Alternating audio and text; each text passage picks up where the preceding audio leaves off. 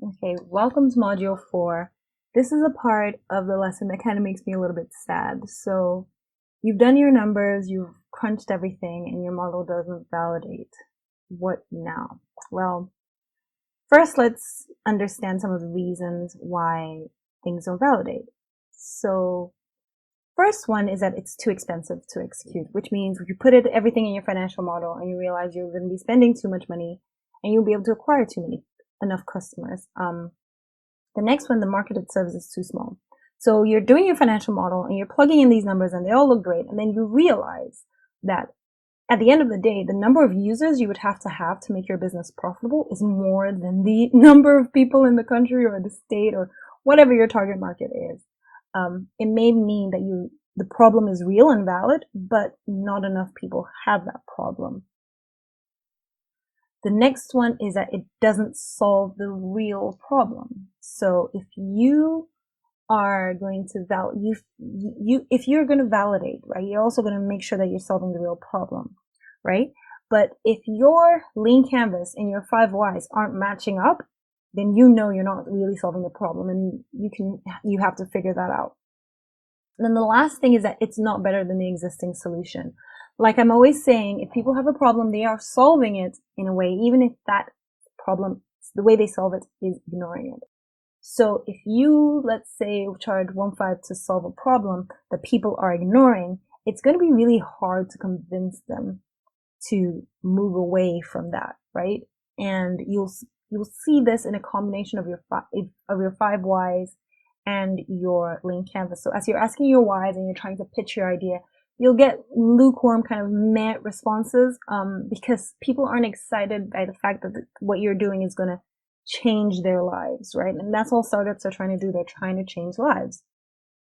So what can you do about it? So we're going to go through each one. It's too expensive to execute. This one's easy. You try to find a cheaper solution.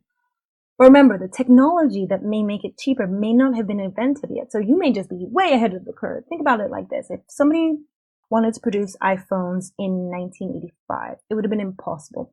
You can't get microchips that small. Gorilla Glass, I don't think had even been invented yet. So touch screens weren't even a thing. Color screens were barely even a thing. Cell phones were barely even a thing. So coming out with an iPhone would have been technologically impossible.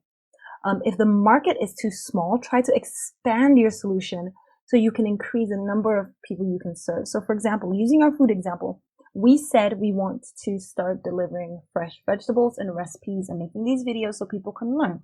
Instead of doing that, you can see if you can backtrack in your 5 whys and see if there's any other similar commonality. So for example, in this example, you would have people who all are short on time.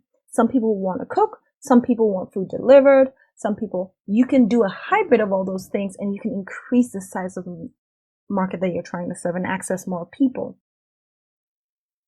The next one is it doesn't solve the real problem. This one's really easy. Go back to your 5 whys, try to ask more questions and plug them into your lean canvas.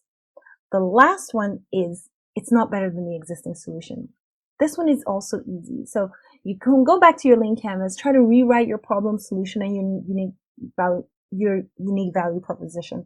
Usually I find that if it's not better than the existing solution, it's a unique value proposition problem because you're not doing anything that makes you stand out. Why should I use Uber versus Taxify versus Bolt, right? They're all giving me the same service, and they may not have the same unique value proposition. So some people compete on price, some people compete. There are lots of different ways you can compete, but if you don't have a strong value proposition, then your idea may be a little bit on shaky ground, right? So what does it mean if you can't validate? At the end of the day, you get to decide. There are lots of things where the numbers don't add up and it doesn't crunch out right, but has still created really successful businesses. Think of WhatsApp, for example. They're not even charging people. It doesn't make any sense. But they sold for $1 billion, and that's how they got all the money and the time that they've invested into the product back out. So you just decide what you want and what's worth spending your time and money on.